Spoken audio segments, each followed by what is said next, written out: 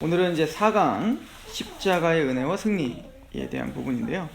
우리 요한복음 3장 14절에서 15절 말씀을 좀 성경을 찾아서 읽고 시작하도록 할게요. 요한복음 3장입니다. 자, 요한복음 3장은 니고데모와 지금 예수님이 좀 대화하고 있는 장면이죠. 그래서 우리가 첫 번째 단계에서 거듭남에 대한 부분을 우리가 공부했을 때 바리새인이었고 그리고 산헤드린 공의의 회원이었던 이 니고데모와 이야기를 통해서 거듭나지 않으면, 그러니까 네가 아무리 율법을 많이 알고 뭐 유대인의 관원이고 뭐 또 율법을 열심을 다해서 행했다 할지라도 거듭나지 않으면 천국을 볼 수도 없고 갈 수도 없다. 그래서 물과 성령으로 거듭나야 된다. 그런데 거듭나는 방법이 베드로전서 1장에 보니까 너희가 거듭난 것이 썩어질 씨로 된 것이 아니라 썩지 아니할 씨로 됐으니 살아있고 항상인 하나님의 말씀으로 됐다. 그러니까 우리가 거듭날 수 있는 방법은 하나님의 말씀으로 거듭난다는 거잖아요. 야고보서 1장에도 하나님의 말씀으로 너희를 낳으셨다 이렇게 표현한단 말이에요. 그러니까 말씀과 성령을 통해서 거듭나는 거예요. 우리로 말하면 하나님 말씀이 들려지고 거기에 성령님이 역사하셔서 우리가 믿음이 생겨야 되는 거예요. 그 말씀이 믿어져야 되는 거죠. 그래서 복음이 너에게 말로만 임하는 것이 아니라 능력과 성령과 큰 확신으로 임한다. 이런 말씀들을 통해서, 자, 그렇다면 예수님께서 니고데모에게 그런 거듭남에 대한 이야기를 하면서 그런 구원 얻을 말씀, 즉 복음을 전해주셨는가? 전했죠. 이게 요한복음 3장 16절, 우리가 너무 잘 아는 말씀 아니에요? 이게 그러니까 거듭나게 하시기 위해서 예수님께서 니고데모에게 주신 메시지가 바로 그 유명한 구절 아닙니까? 우리 같이 한번 읽어보겠습니다. 3장 16절 시작. 하나님이 이 세상을 이처럼 사랑하사 독생자를 주셨으니 이는 그를 믿는 자마다 멸망하지 않고 영생을 얻게 하려 하심이라. 하나님이 세상을 이처럼 사랑하사 독생자를 주셨으니 이는 그를 믿는 자마다 멸망하지 않고 영생을 얻게 하려 하심이라. 그러니까 복음의 정수를 니고데모에게 알려줬죠. 거듭남을 위해서. 자, 그런데 하나님이 세상을 이처럼 사랑하셨다는 거예요. 자, 어떻게 사랑하셨다는 거, 사실 그 윗절과 같이 연결져서 우리가 봐야 되는데요. 우리 그 11절부터 제가 한번 보면, 진실로 진실로 내게 이르노니 우리는 아는 것을 말하고 본 것을 증언하노라. 그러나 너희가 우리의 증언을 받지 아니하는도다 라고 하면서 12절에 내가 땅의 일을 말하여도 너희가 믿지 아니하거든 하물며 하늘의 일을 말하면 어떻게 믿겠느냐. 하늘에서 내려온 자 곧 인자 외에는 하늘에 올라간 자가 없다라고 말씀하시면서 중요한 말씀을 하나 하세요. 우리 14절 15절 같이 읽어볼까요? 시작. 모세가 광야에서 뱀을 든 것 같이 인자도 들려야 하리니 이는 그를 믿는 자마다 영생을 얻게 하려 하심이라. 이 말씀은 그 민수기에 있는 얘기인데요. 혹시 그 얘기 아시죠? 이스라엘 백성들이 원망을 하니까 하나님께서 이스라엘 백성들을 심판하겠다, 다 죽이겠다라고 하신 다음에 불뱀을 봅니다. 이 불뱀을 보내는데, 이 불뱀이라는 것은 막 불이 달린 막 뱀이 확 가는 게 아니라 그 불뱀이라는 것은 이제 독사예요, 독사. 그러니까 광야에 사는 독사인데 굉장히 맹독을 품고 있는 독사죠. 근데 이 독사가 물면 온몸에 열을 내게 해서 죽게 해서 불뱀이라고 하는 거예요. 그런데 이제 그 독사를 풀어서 모든 백성들을 다 뱀에 물리겠단 말이에요. 그러니까 죽는 거죠. 자, 그런데 우리가 잘 아는 것처럼 하나님께서 이스라엘에게 살 수 있는 방법을 하나 주시죠. 그게 뭐냐면 그 뱀의 형상을 노수로다가 뱀을 만들어서 노뱀을 만드는 거죠. 그리고는 장대 위에다가 그 뱀을 달아라. 그리고 장대를 바라본즉 살 거다 라고 약속하신 거예요. 자, 지금 예수님께서 그 얘기를 하고 계시는 거거든요. 모세가 광야에서 뱀을 든 것처럼 누구도 들려야 된다? 인자도, 그러니까 장대에 뱀이 높이 들린 것처럼 인자도 그렇게 장대에 높이 들려야 한다. 그리고는 하나님이 세상을 이처럼 사랑하사 독생자를 주셨다는 말씀과 이 말씀이 연결되어 있는 거야. 자, 이게 무슨 얘기일까요?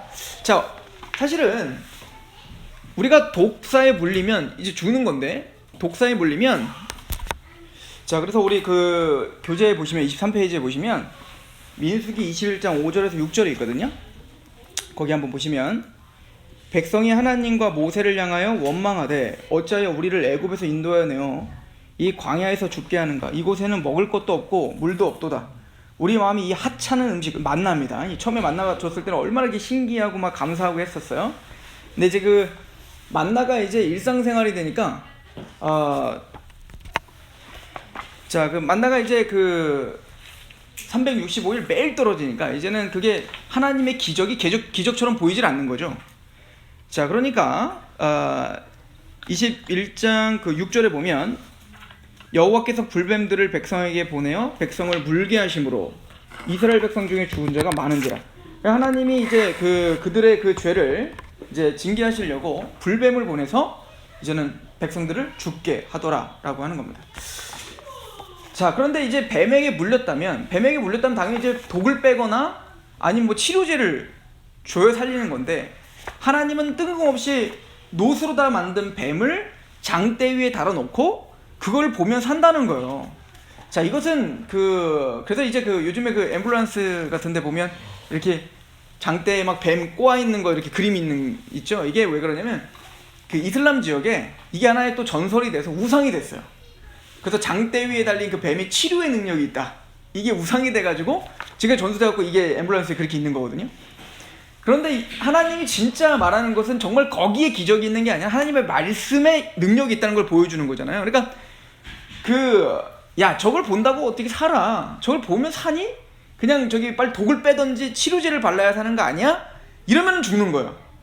그런데 이후에 어찌됐든 하나님이 쳐다보면 산다라고 말씀하신 것처럼 그 장대 위에 달린 노뱀을 보면 산다고 믿고 그걸 쳐다보면 어떻게 되는 거야?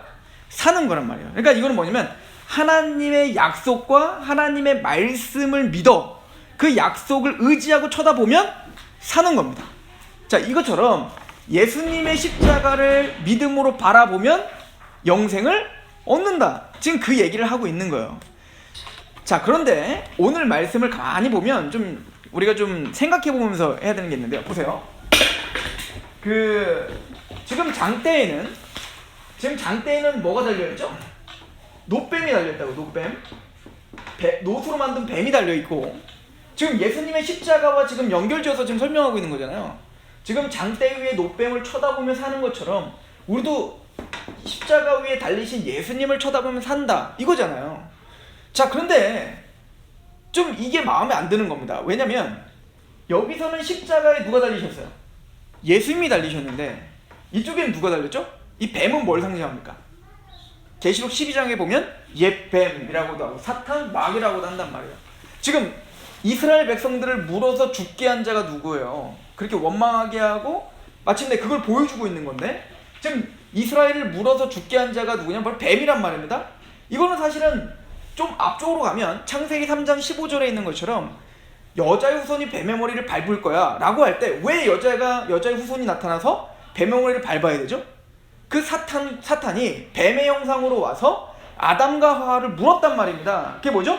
타락하게 한 거야. 그것 때문에 죽음이 온 거란 말이죠. 자, 그러면 지금 장대 위에 하나님께서 어쨌든 이 뱀을 죽이겠다는 거 아니에요. 그런데 이 장대 위에는 뱀이 달렸고 십자가에는 예수님이 달렸어요. 차라리 장대 위에다가 뱀에 물린 자들을 어린 양을 노수로 만들어서 장대 위에 달아놓고, 그리고 그 장대에 달린 그 어린 양을 쳐다보면 산다, 이러면 딱 예수님과 정확하게 일치가 되는데, 그러니까 어떤 이단들은 뭐라고 얘기하냐면, 그래서 예수님이 죽음은 사실은 예수님이 하나님이 아니라 예수님은 사탄이었다, 이렇게 얘기하는 이단들이 있더라니까요. 그러니까 뭐가 지금 문제점인지 이해 가시겠죠. 자, 그런데 지금 이 예수님께서 지금 장대에 노뱀이 달린 것처럼, 뱀이 달린 것처럼 인자도 나무 위에 달려야 하리라 라고 하면 대단히 의도적이 하신 얘기인 거예요. 자, 그럼 어떤 의도로? 도대체 이게 무슨 의미가 있어? 지금 예수님께서 이렇게 말씀하실 수밖에 없었는가? 오늘 이게 핵심인 거예요. 자, 우리 24페이지로 한번 가보시겠어요? 24페이지. 자, 신명기 21장 율법에는 이런 그 법이 있습니다. 신명기 21장 23절인데요. 한번 읽어봅시다. 시작. 그 시체를 나무 위에 밤새도록 두지 말고 그날에 장사하여 내 하나님 여호와께서 내게 기업으로 주시는 땅을 더럽히지 말라. 나무에 달린 자는 하나님께 저주를 받았음이니라.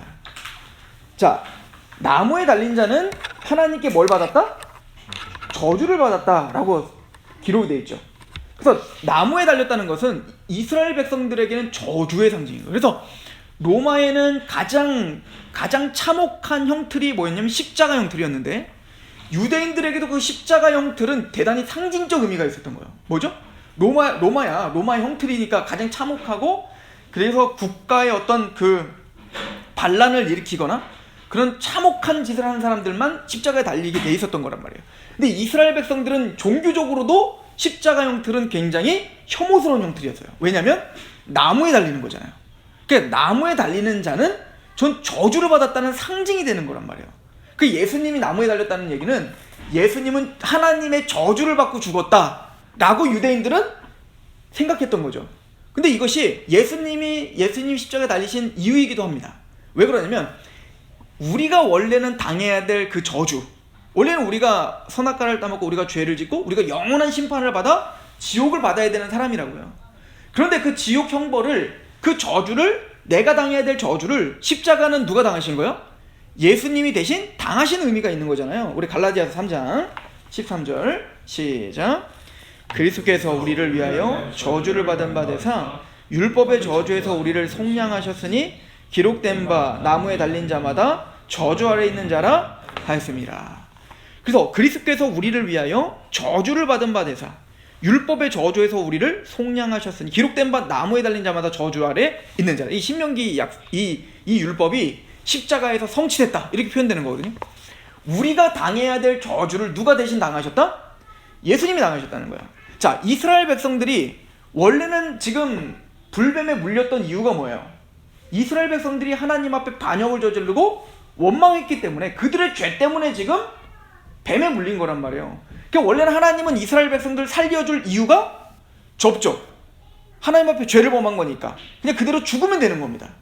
그런데 하나님은 이스라엘 백성과 약속한 게 있었어요. 아브라함과 이삭과 야곱에게 약속한, 내가 아브라함과 이삭과 야곱에 약속한 것처럼 가나안 땅을 줄게 라고 한 약속 때문에 하나님 그들을 다시 살려주시는데, 그냥 무턱대고 살리는 게 아니라 하나님의 말씀을 믿는 자들을 살려주시는 거예요. 그죠? 그래서 원래는 이스라엘 백성들이 당해야 될 죽음의 저주인데, 그거를 대신하여 어떻게 하는 거예요? 노뱀을 달아놓고 그걸 쳐다보면 사는 거예요. 자, 이것처럼 원래는 우리가 당해야 될 저주인데 우리를 대신하여 누가 달리시는 거예요? 예수님이 십자가에 달리심으로 우리는 구원함을 얻었다. 이게 십자가잖아요. 그래서 하나님이 세상을 이처럼 한다는 얘기는 자기 아들을 우리를 대신하여 저주를 받는 그 십자가에 내보내기까지 우리를 사랑하셨다는 얘기인 거예요. 그죠? 그의 아들을, 독생자를 우리에게 주셨다. 이게 복음이란 말이죠.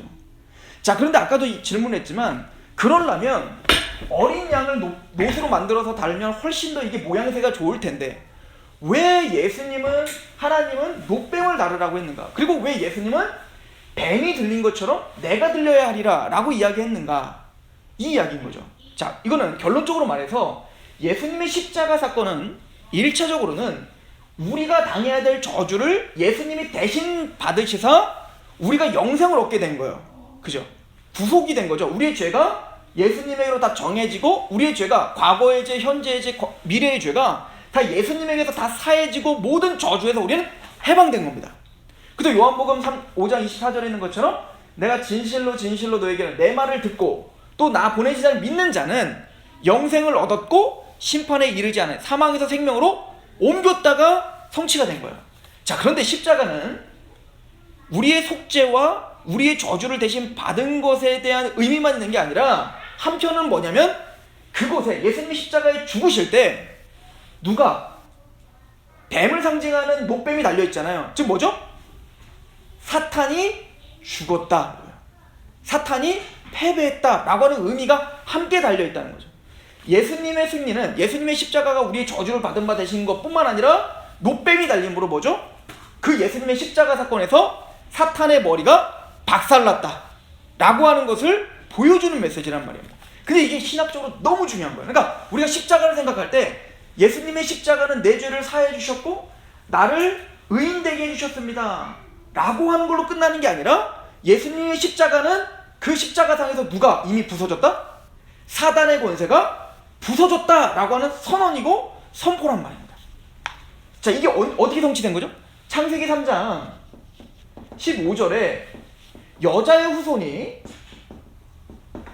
뱀의 후손의 머리를 어떻게 할 거예요? 밟을 거라는 거예요. 뱀의 후손은 여자의 뭐를 물 거라고 하죠? 뒤꿈치를 물 거라고 하는, 발꿈치를 물 거라고 하잖아요. 그러니까 뱀은, 보세요. 뱀이 할 수 있는 최선은 뭐죠? 점프를 뛰고 머리를 물 수는 없잖아요. 뱀이 할 수 있는 건 최선을 다해서 뒤꿈치를 무는 겁니다. 그런데 치명적인 상처를 주지는 못했던 거예요. 이게 뭐죠? 바로 십자가 사건인 겁니다. 사탄이 하나님의 아들이신 예수를 십자가에 달리면, 십자가에 죽이면 자기들이 승리할 줄 알았던 겁니다. 그런데 예수님이 십자가에, 그래서 뱀이 예수님을 물어 십자가에 달리시지만 예수님은 부활하심으로 뱀의 머리를 어떻게 했죠? 밟으셨다. 그러니까 십자가는 바로 우리의 죄사함뿐만 아니라 한편에서는 뭐요? 우리 예수님 십자가에서 사단의 권세가 이미 부서졌고 예수님이 이기셨다라고 하는 선언이란 말입니다. 좋습니다. 그럼 이 십자가를 믿는다는 것은 우리에게 어떤 의미가 있는가? 이게 중요하단 말이에요. 자, 우리 25페이지 한번 가보세요. 자, 25페이지 우리 계시록 12장 9절이 있죠? 두 번째 구절 한번 같이 읽어볼까요? 시작. 큰 용이 내쫓기니 옛뱀 곧 마귀라고도 하고 사탄이라고도 하며 온 천하를 깨는 자라. 그가 땅으로 내쫓기니 그의 사자들도 그와 함께 내쫓기니라.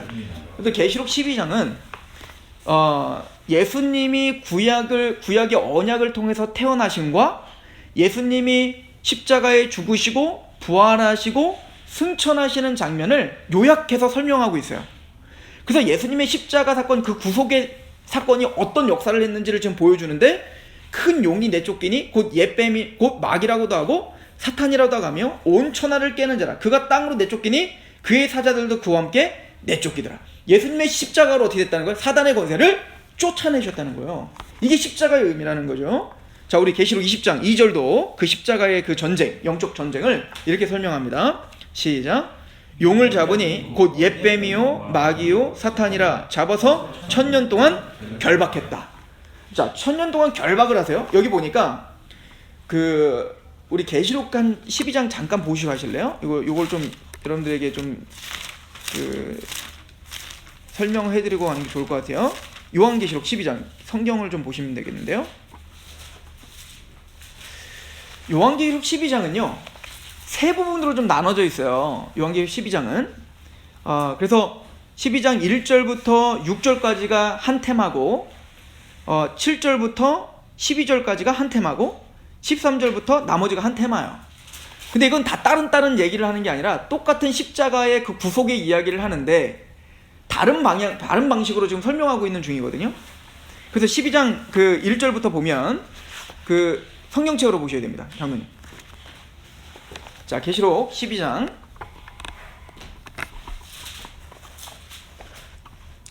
자, 한번 쭉 읽어보면서 그냥 간단하게 설명해 드릴게요. 하늘에 큰 이적이 보이리니 해를 옷 입은 한 여자가 있는데 그 발 아래에는 달이 있고 그 머리에는 12별의 관이 있었더라. 이거는 이스라엘을 상징하는 용어입니다. 해와 달과 별. 이거는 그 야곱이 요셉이 이제 꿈을 꿀 때 보면은 아버지가 해고 그리고 어머니가 달로 그리고 12별이 그 형제들로 11별이 형제들로. 그래서 이거는 전통적으로 이스라엘을 상징적으로 보여주는 거예요. 그러니까 지금 뭐냐면 이 여자는 구약의 교회를 가리키는 거예요. 구약의 이스라엘 12지파들. 자, 그런데 2절, 이 여자가 아이를 베어 해산하게 되며 아파서 애를 쓰며 부르짖는데요. 하늘에 또 다른 이적이 보이니 보라, 한 큰 붉은 용이 있어 머리가 7이요 뿔이 10이라. 그 여러 머리에 7 왕관이 있는데 이 사탄을 지금 상징적으로 보여주고 있죠. 그 꼬리가 하늘의 별 3분의 1을 끌어다가 땅에 던지더라. 용이 해산하려는 여자 앞에서 그가 해산하는 그 아이를 삼키고자 하더라. 그러니까 사탄이 하는 역할은 뭐냐면 창세기 3장 15절에 하나님이 예수님을 예언했잖아요. 그 뒤로 이 사탄이 하는 역할은 하나님의 그 언약을 방해하는 겁니다. 그 메시아가 태어나지 못하도록 방해하는 그 모습을 지금 보여주고 있는 거예요. 자, 대표적인 게 이거잖아요. 모세를 통해서 이스라엘이 구원받을 거니까 그 사탄들은 이집트에서 이스라엘 백성을 다 죽이려고 했죠. 그래서 왜 어린아이들 다 나일강에 빠추잖아요. 애기 태어나면 다 빠추잖아요. 그럼에도 불구하고 파라오가 자신의 모든 역량을 다해 이집트 이스라엘 백성들을 다 죽이려고 하지만 모세가 기적적으로 살아나죠. 또 이런 역사들이 어디서 절정이 이르냐면 예수님 시대도 똑같은 일이 벌어져요. 예수님이 태어날 때 동방박사가 헤롯에게 오잖아요. 헤롯에게 와서 왕이 태어났다고 하던데, 메시아 태어났다고 하던데, 그랬더니 헤롯이 깜짝 놀래서 2살 이하의 애들을 다 죽이라고 하죠. 왜? 예수를 죽이려고. 이게 사탄의 계략이었단 말이에요. 자, 그럼에도 불구하고 예수님은 죽어요? 죽지 않아요? 죽지 않죠. 그러니까 지금 그 어떤 구약의 전체적인 어떤 메시지를 한마디로 좀 요약하고 있는 거예요. 그러니까 사탄은 그 메시아, 예수님이 태어난 것을 방해하지만 하나님은 그 언약을 성실히 지키셔서 그 예수님을 태어나게 하시고야 만다. 이 얘기를 좀 하는 겁니다. 자, 그리고는 5절. 자, 그런데 그 여자가 아들을 낳으니 이는 장차 철장으로 만국을 다스릴 남자라. 그러니까 예수님 재림하실 거라는 얘기인 겁니다.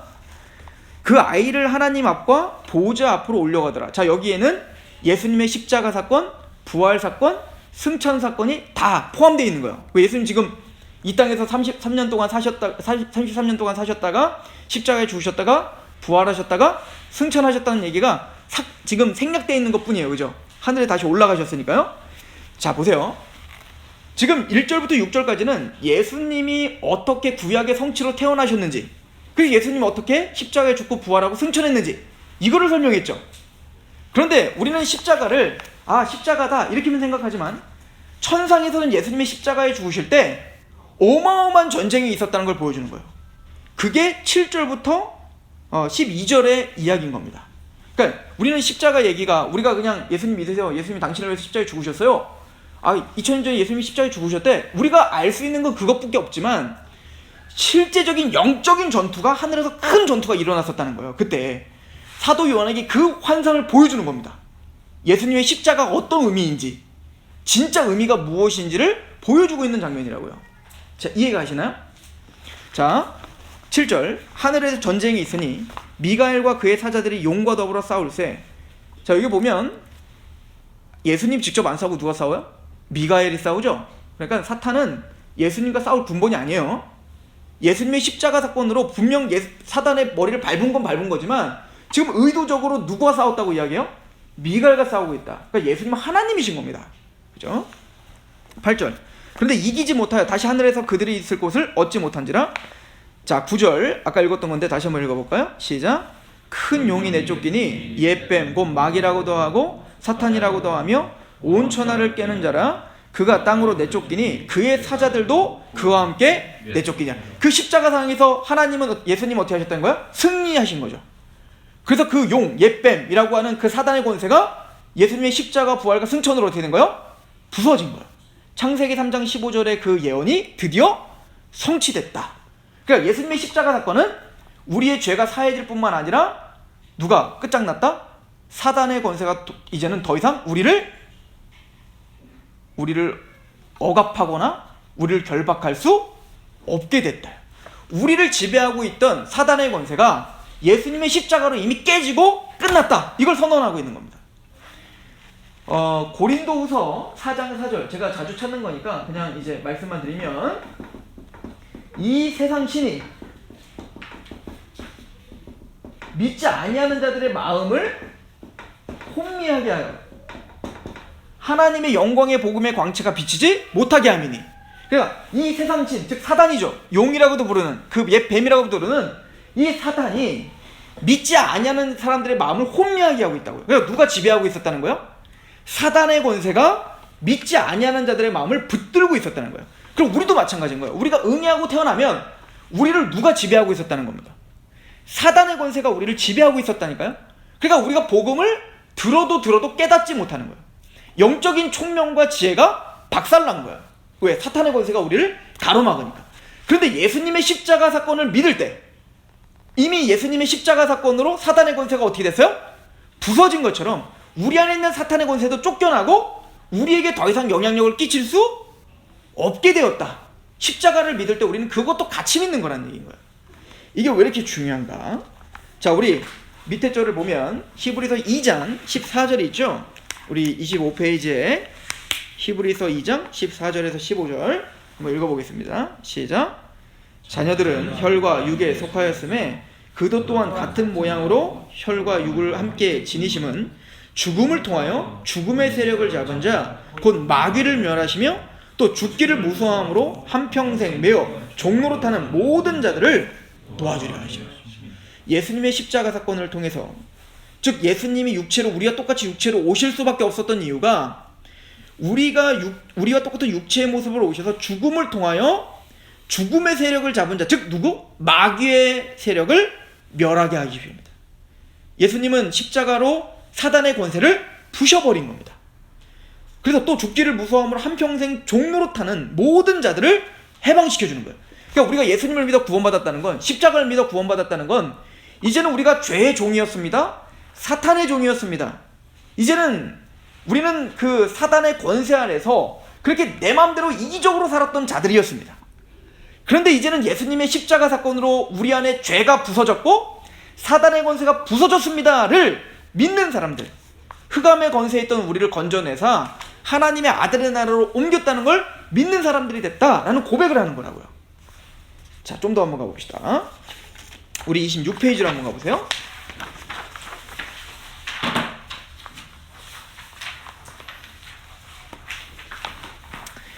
자, 26페이지 보면 골로새서 2장 15절이 있죠? 한번 같이 읽어보겠습니다. 골로새서 2장 15절 시작. 통치자들과 권세자를 무력화하여 드러내어 구경거리를 삼으시고 십자가로 그들을 예수님이 십자가에서 달리심은 놋뱀이 장대 위에 달린 것과 똑같다. 즉 예수님의 십자가 사건으로 뱀의 권세가 부서졌다. 예수님은 이기셨다 라고 표현하고 있는 거예요. 그래서 계시록에 보면 이긴 자라는 친구들이 자꾸 나와요. 그죠? 이긴 자.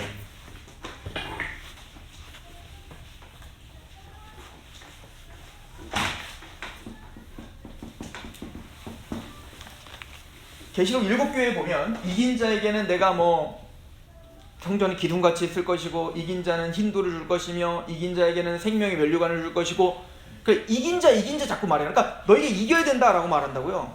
그럼 누가 이긴 자인가? 지금 성경은 누가 이겼다고 말해요? 예수님이 십자가로 이기셨다라고 말한다고. 그러니까 성경에서 이긴 자는 누구밖에 없어요? 예수님이 이긴 자예요. 그죠? 그런데 성경에 보면 예수님이 그 십자가에서 사단의 권세를 이기셨어요. 근데 이긴 자인데 예수님만 이긴 게 아니라 또 이긴 자가 있어요. 자, 우리 17장 14절 보세요. 우리 계시록 17장 14절 우리 한번 읽어보겠습니다. 시작. 그들이 어린 양과 더불어 싸우려니와 어린 양은 만주의 주시오 만왕의 왕이심으로 그들을 이기실 터이요 또 그와 함께 있는 자들을 곧 부르심을 받고 택하심을 받은 진실한 자들도. 근데 예수님이 십자가에서 사단의 권세를 이기실 뿐만 아니라 이긴 자가 한 분 더 있어요. 한 부류가 더 있어요. 누가 이긴 자요? 여기 보니까 택하심을 받고 부르심을 받은 자들은 이긴다 라고 표현합니다. 이게 누굴까요? 우리죠. 복으로 부름을 받고 하나님의 예정하심에 따라 예수님의 십자가를 믿고 있는 사람들, 예수님이 사단의 권세를, 죄의 권세를 이겼을 뿐만 아니라 누구도 이긴 자라? 예수님을 믿고 있는 부름받고 택함받은 하나님의 성도들이 뭐라는 거예요? 이긴 자라는 거예요. 그러니까 우리가 이긴 자라니까요. 신천지가 이만희가 이긴 자래요. 말도 안 되는 소리예요. 예수님이 이겼고 예수님을 믿고 있는 택함받고 부름받은 우리가 이긴 자라고요. 자, 그러면 이겼다는 말이 뭘까? 이게 굉장히 중요합니다. 자, 요한일서 5장 18절 한번 읽어봅시다. 시작. 하나님께로부터 난 자는 다 범죄하지 아니하는 줄을 우리가 아노라. 하나님께로부터 나신 자가 그를 지키심에 악한 자가 그를 만지지도. 왜 우리가 이길 수 있죠? 우리가 힘이 세서? 아니요. 십자가에서 이미 사단의 권세를 이겼기 때문에 그 예수님의 권세가 사단이 우리를 건드리지도 못하게 한다고요. 여러분들, 우리 장로교 교리 중에 견인이라는 게 있어요. 견인. 이 견인이라는 사상은 뭐죠? 빌립보서 1장 16절에 보면 착한 일을 시작하신 이가 예수 그리스도의 날까지 이루실 줄 우리가 확신하노라. 즉 우리가 믿음이 생기고 예수님 앞에 구원을 받아, 이거는 우리가 한 게 아니잖아요. 하나님의 은혜로 된 거잖아요. 그 착한 일을 시작하신 이가 그 구원의 완성까지, 그러니까 이 땅에서 우리가 죄도 짓고 연약하고 쓰러지고 또 우리를 바라볼 때 자격이 없어 보이지만 우리가 그럼에도 불구하고 나는 구원을 반드시 받았다라는 확신이 있는 이유는 바로 이 견인 때문에 그런 거예요. 하나님이 그 구원을 완성시킬 거기 때문에. 여러분들 생각해 보세요. 우리는 끊임없이 사탄에게 지고 있잖아요. 끊임없이 사탄에게 또 져서 또 죄를 지고 또 연약하지 않습니까? 그런데도 우리는 구원의 확신이 있대요. 왜요? 우리의 실력을 믿는 게 아니라 우리를 이기게 하신 예수 그리스도께서 우리를 마침내 그 영광스러운 구원의 완성까지 이루실 걸 믿는 거예요. 이게 우리가 장로교에서 믿는 견인이거든요. 자, 왜 그런가? 예수님이 우리를 사탄이 만지지도 못하도록 우리를 어떻게 하신다는 거예요? 보호해 주신다는 겁니다. 그죠? 왜? 예수님이 사단의 권세를 우리에게 내쫓았기 때문에 더 이상 사탄이 예수님을 참되게 믿고 있는 성도들을 타락시킬 수 있다 없다? 없다입니다. 정말 믿음의 구원을 제대로 받은 사람, 은혜로 정말 구원받은 사람은 그 믿음을 탈락되고 다시 지옥으로 떨어질 가능성이 있다 없다? 없다요. 자, 이게 뭔 얘기인가? 자, 우리 누가복음 10장 19절입니다. 자, 이 말씀 전에 우리 마태복음부터 좀 보고 갑시다. 우리 마태복음 12장, 우리 요번에 성경을 좀 찾아서 봤으면 좋겠어요. 마태복음 12장.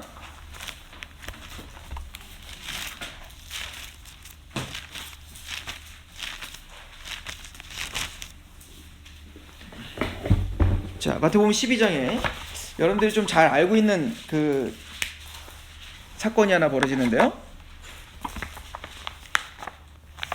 예수님께서 이제 막 그 병든 자들을 고쳐주시죠. 이렇게 막 기적들을 베푸시지 않습니까?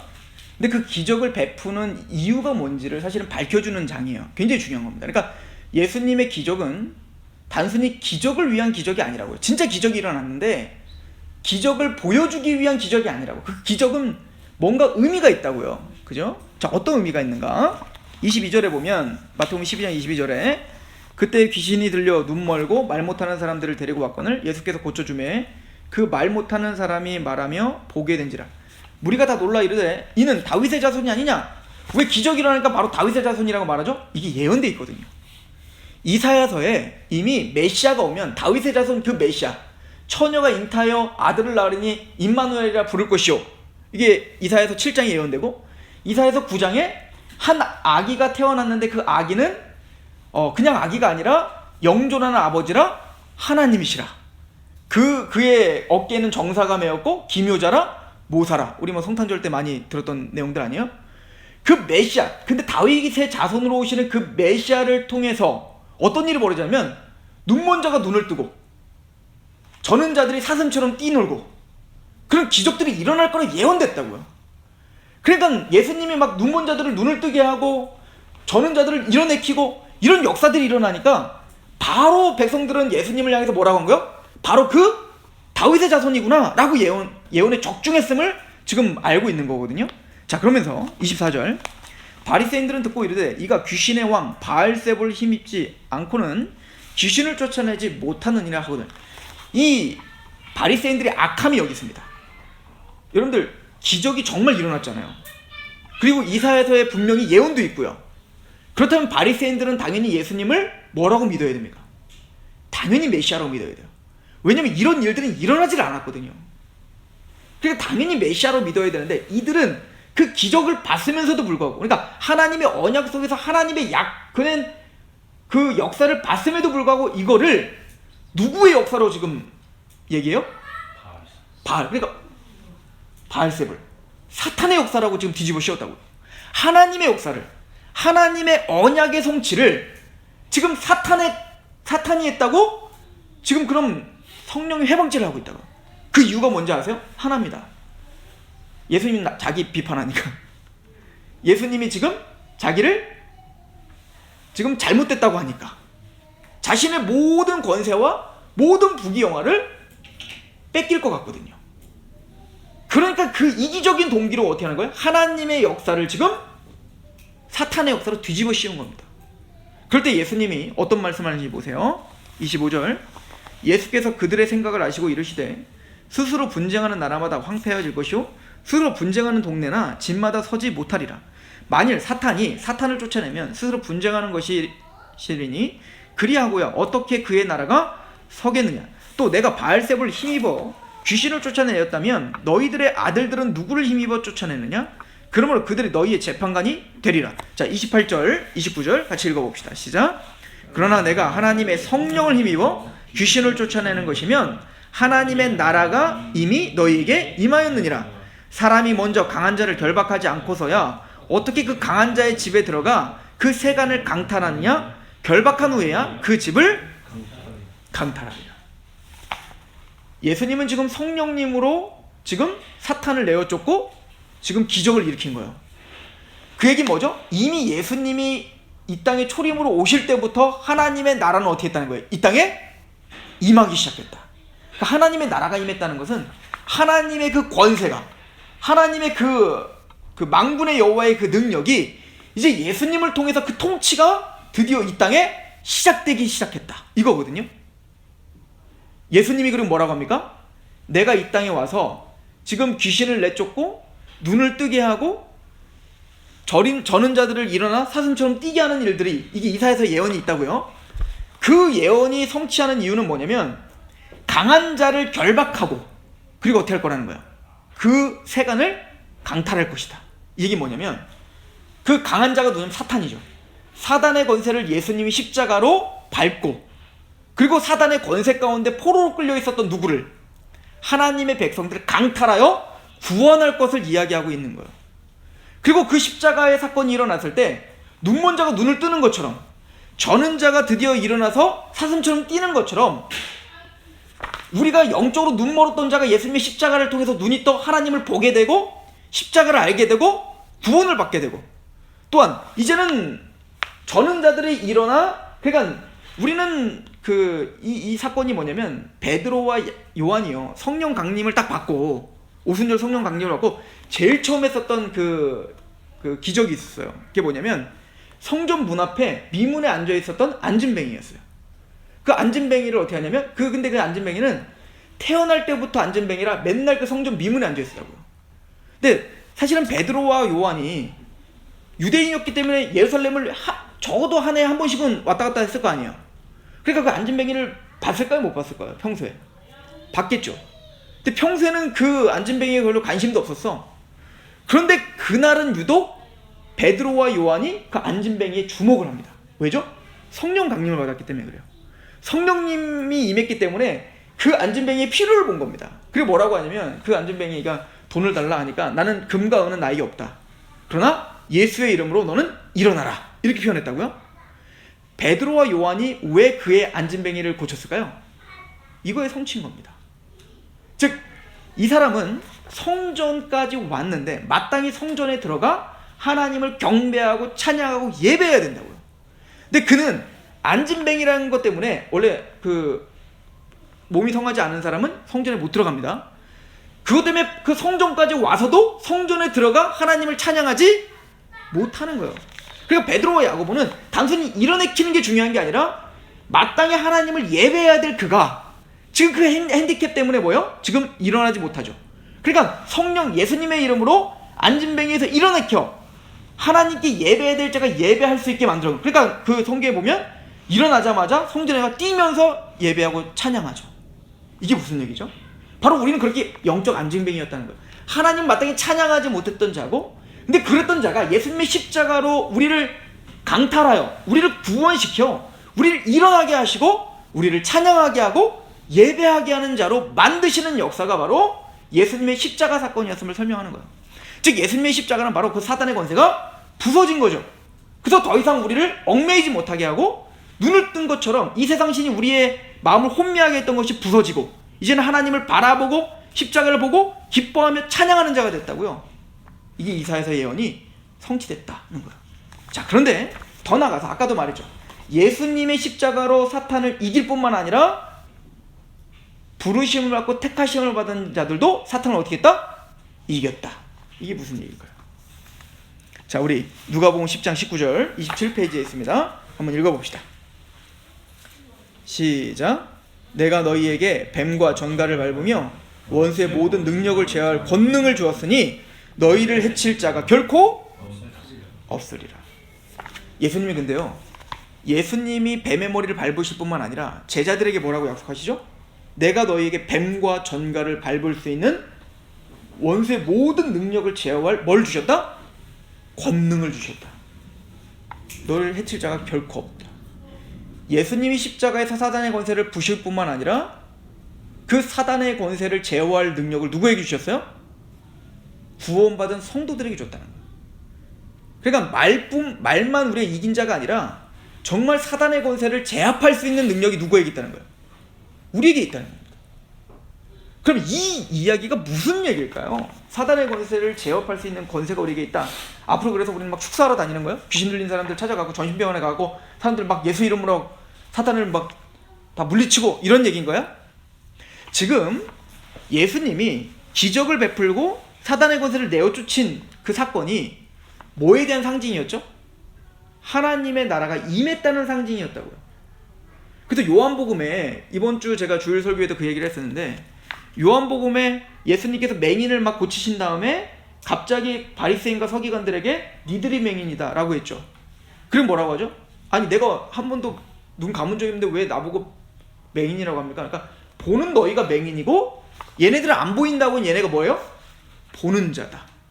지금 이거를 설명하기 위한 기적이었다고요. 무슨 이야기인지 아시겠어요? 자, 그런 것처럼 예수님의 이 기적을 통해서 사단의 권세가 실질적으로 지금 깨지고 있고 하나님의 나라가 임했다는 걸 눈으로 보여줘야 됐다고요. 누구에게? 유대인들에게. 자, 이것은 무슨 얘기냐면 우리로 적용해 본다면 사단의 권세로 하나님 못 봤던 우리가 예수님의 십자가로 예수님을 보게 된 거라고요. 이게 사단의 권세를 제압한 거예요. 자, 그럼 우리가 사단의 권세를 제압할 수 있다는 건 뭘까요?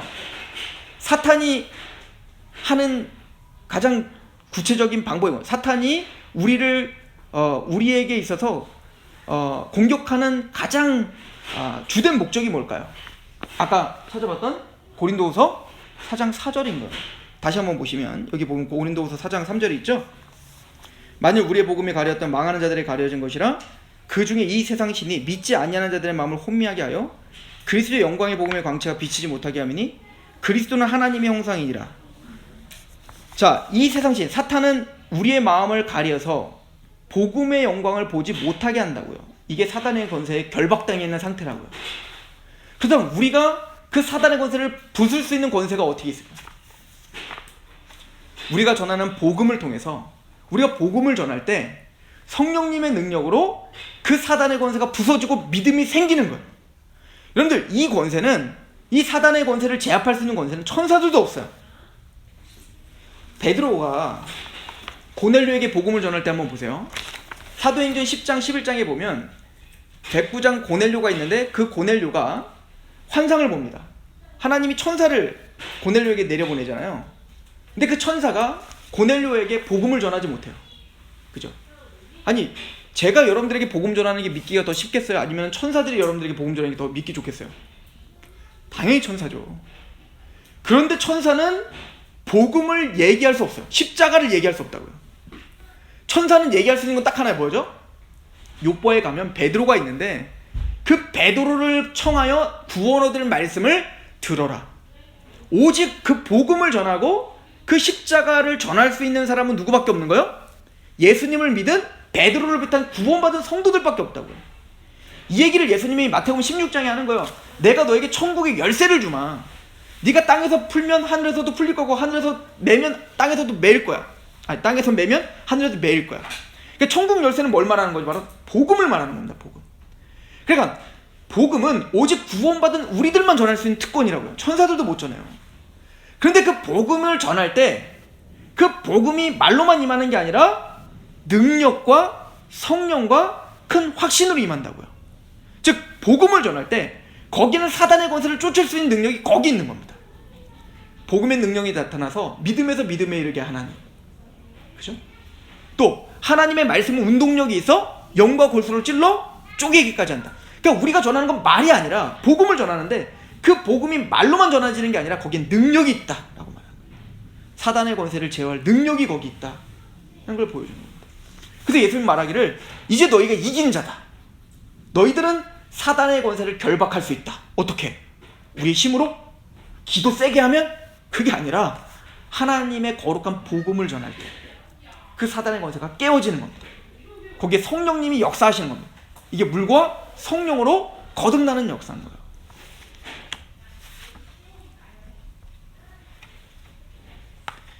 또 하나는 복음을 전할 뿐만 아니라 실제적인 것도 마찬가지입니다. 아까 요한일서 5장 18절을 한번 다시 보시면요. 그 위에 보시면 요한일서 5장 18절 있죠. 하나님께로부터 난 자는 다 어떻게 하지 않는데요? 범죄하지 않는 줄을 우리가 아노라. 구원받은 하나님의 백성들은 범죄하지 않는다. 근데 사실은 우리는 범죄하잖아요. 죄를 짓잖아요. 근데 사도 요한은 담대하게 말해요. 하나님으로부터 난 자는 범죄하지 않아요. 왜? 하나님께로부터 나신 자가 그를 지키심에 악한 자가 그를 만지지도 못한다. 여러분들, 십자가 사건은 우리의 구원이라는 건 죄에서 구원해 주신 거죠. 그죠? 우리가 죄인이었는데 그 죄에서 건져 주셔서 구원을 주신 거예요. 그런데 단순히 죄에서만 건져 주신 게 아니라 죄와 사탄의 세력에서도 건져 주신 거예요. 이게 무슨 얘기일까요? 우리는 이미 우리 안에 죄를 짓게 하고 우리 안에 하나님을 대적하게 하려고 하는 그런 사단의 세력이 우리에게 있는데, 그 사단의 권세의 세력을 제어할 수 있는 권세가 누구에게 있다는 걸 믿어야 돼요? 우리에게 있다는 걸 믿어야 되는 거예요. 자, 로마서 7장에 보면 사도 바울이 전쟁을 벌여요. 우리 잘 아는 말씀이잖아요. 우리 로마서 7장을 잠깐 한번 가보세요. 로마서 7장. 자, 요한 사도가 이렇게 말을 하지만 구원받은 우리에게는 여전히 갈등이 있어요. 어떤 갈등이 있죠? 로마서 7장.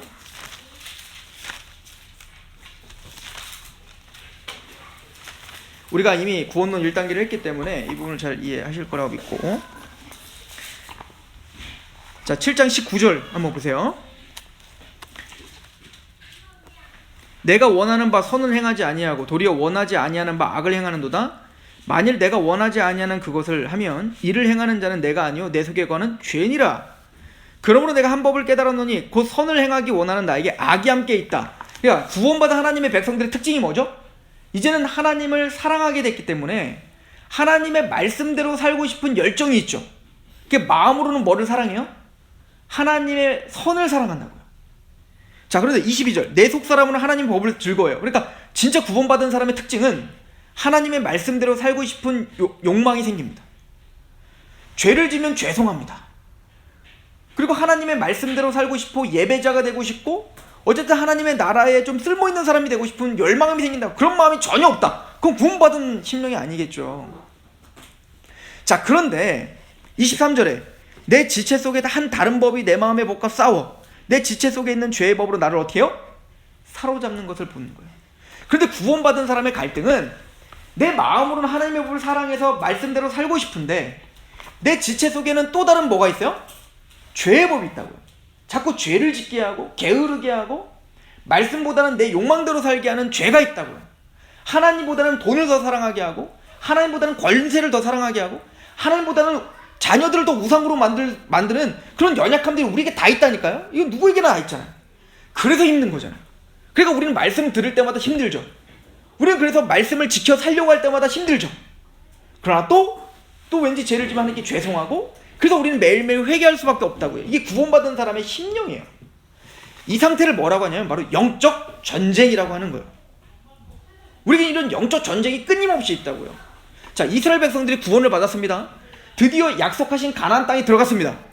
여러분들, 이스라엘 백성들이 가나안 땅에 들어갔더니 그때부터는 이제 뭐요? 다윗 왕국, 솔로몬 왕국 져서 더 이상 전쟁도 없고 평화고 번영이었어요? 아니었죠. 여리고성이 무너지면서부터 뭐가 시작됐어요? 전쟁이 시작됐다고요. 보세요.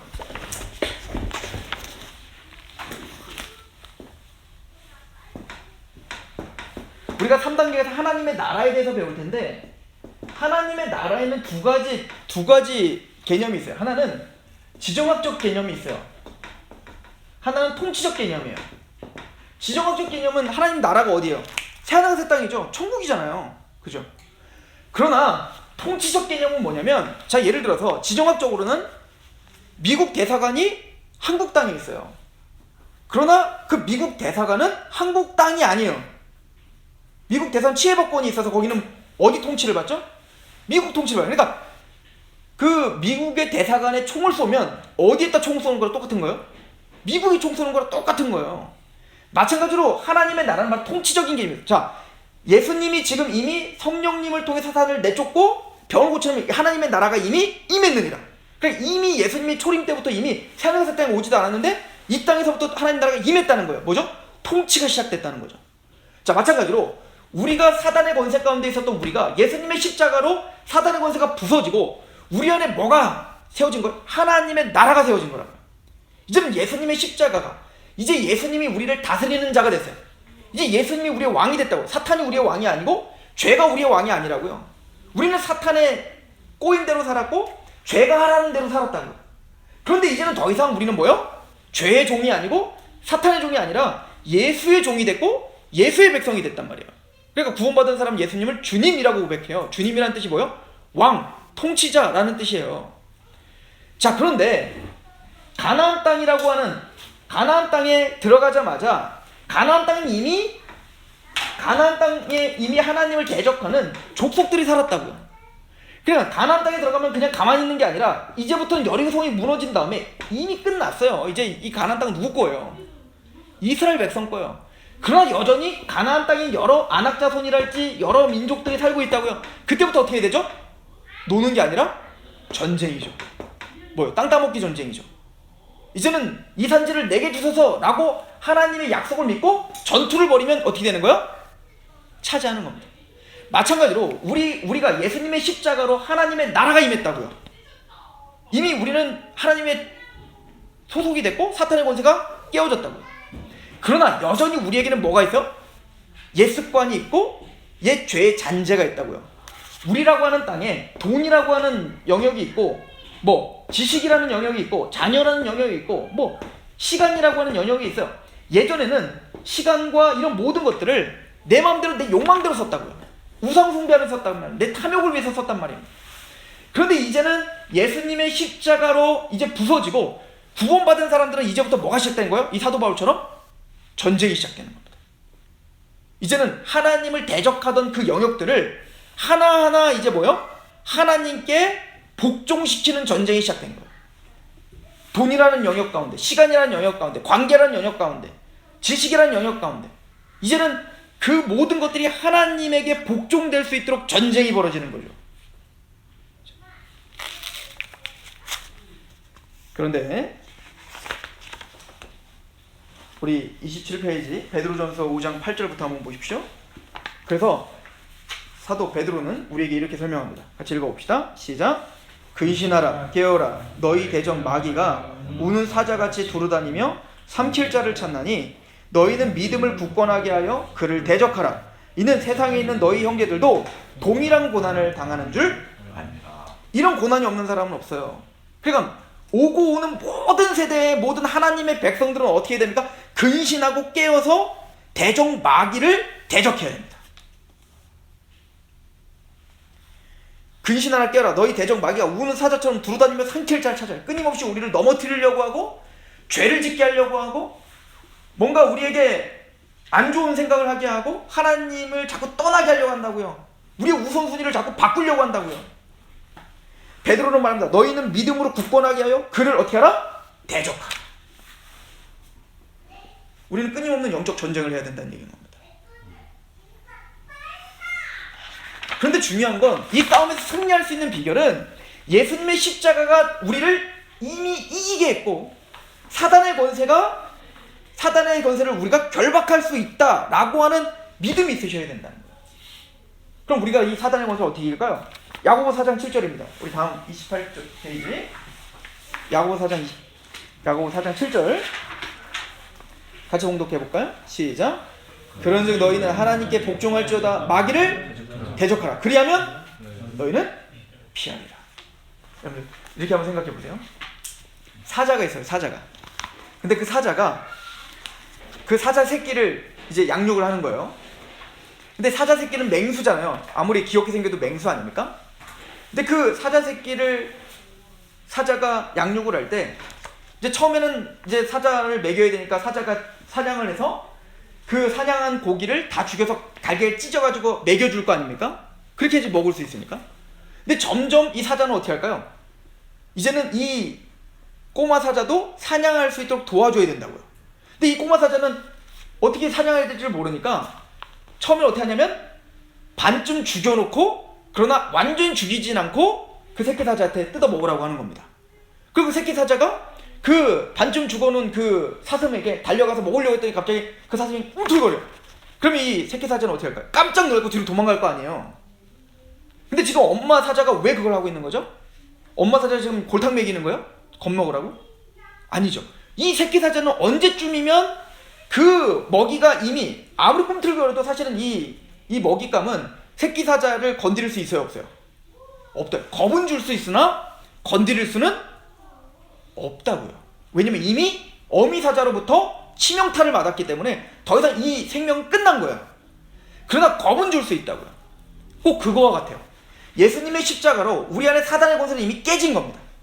그러나 여전히 사탄의 권세는 우리에게 대단한 위력을 가지고 있는 것처럼 우리를 힘들게 하고 두렵게 한단 말이에요. 그럼 언제쯤에 이 새끼 사자가 그 꿈틀거리는 그 먹이를 힘있게 뜯어먹을 수 있을까요? 성장하면 되겠죠. 신앙도 마찬가지인 거예요. 이런 영적 전투가 우리에겐 끊임없이 있고, 사단의 권세가 때로는 힘들어 보이고, 또 이런 고통이 힘들어 보이지만 우리의 신앙이 성장하고 십자가를 더 깊이 알아가면 알아갈수록 우리는 아마 그 사단의 권세를, 또 죄의 권세를 제압할 수 있는 실력들이 자라갈 것이고, 또 그런 성장을 위해서 하나님은 이 땅에 우리를 놔두고 때로는 고난도 허락하시는 겁니다. 또 그런 유혹도 허락하시는 거죠. 하나님이 사실은 힘이 없으셨고 지금 사탄의 권세를 무적행으로 지금 앉혀놓고 지금 이렇게 허용하시겠어요? 하나님은 하나님의 계획 속에 우리 구원받은 하나님의 백성들이 진짜 전쟁이 무엇이며 정말 그 사단의 권세를 제압하고 하나님 나라를 확장하는 게 무엇인지를 우리에게 알려주시기 위해서 때로는 우리에게 이런 전투를 스스로 할 수 있도록 도와주고 계시다. 그러나 중요한 건 그런즉 너희는 하나님께 복종할지어다. 마귀를 대적하라. 그리하면 너희를 피한다. 그 사탄은 여러분들을 건드릴 수도 없고 여러분들을 주저앉아야 할 수도 없어요. 하나님은 감당할 시험밖에는 주시지 않고 감당치 못할 때는 피할 길을 주신다. 어떤 어려움이 있든 어떤 죄의 싸움이 있든 우리는 충분히 감당할 수 있는 실력이 우리 안에 있다는 걸 믿으셔야 됩니다. 그래서 대적하셔야 되는 거예요. 좀 불신앙의 생각이 든다면 사탄아, 너는 이제 끝났다. 이미 예수 그리스도가 나를 구원했으니 너는 더 이상 나를 건드릴 수 없다라고 선언하시면서 승리하셔야 된다는 얘기입니다. 이것이 사탄의 권세를 쫓아낼 수 있는 방법. 예수님의 십자가는 단순히 우리의 죄를 사하실 뿐만 아니라 우리의 저주를 대신 받으신 것뿐만 아니라 이미 사단의 권세를 부순 상징이십니다. 그래서 우리가 예수님의 십자가를 믿는다는 것은 우리가 예수님을 통해서 구원받았을 뿐만 아니라 죄의 권세에서도 우리를 건져주시는 능력임을 믿고 우리에게 끊임없는 유혹이 올 때 그것을 담대하게 대적하고 또 거기서 일어날 수 있는 힘이 복음 가운데 있는 줄 믿으시길 소망합니다. 우리 잠깐 기도하겠습니다. 하나님 아버지 너무나 감사합니다. 예수님의 십자가 사건을 통해서 우리가 하나님의 은혜로 구원받았을 뿐 아니라 예수님의 십자가 사건은 우리 안에 있는 그 사단의 권세를 내어쫓고 머리털 하나 건드릴 수 없도록 그 구원에서 우리를 떨어뜨릴 수 없도록 주님께서 보호해 주시는 은혜인 줄 믿습니다. 하나님이여, 그뿐 아니라 끊임없이 우는 사자처럼 택하신 자들을 어찌하든 미혹하고 넘어뜨리고 또 그렇게 낭망하게 하기 위하여 끊임없는 상황과 환경과 또 여러 가지 형편들을 통해서 또 여러 가지 유혹거리를 통해서 우리를 공격하는 그 죄에 맞서 힘있게 싸울 수 있는 믿음이 있게 하시옵소서. 깨어있게 하시고 영적 전투에서 승리할 수 있도록 주님을 의지할 수 있도록 주여 도와 주옵소서. 그 복음의 사랑과 그 깊이와 그 은혜의 넓이를 알 때 아버지는 우리가 더 승리할 수 있는 힘이 거기서 나올 줄로 믿습니다. 그 사랑에 더 감격하게 하시고 그 십자가의 은혜로 힘있게 대적하여 승리하는 승전부들을 가지고 나와 하나님께 예물로 드리는 그런 거룩한 하나님의 백성들이 될 수 있도록 주여 도와 주옵소서. 예수님의 이름으로 감사하며 기도합니다. 아멘.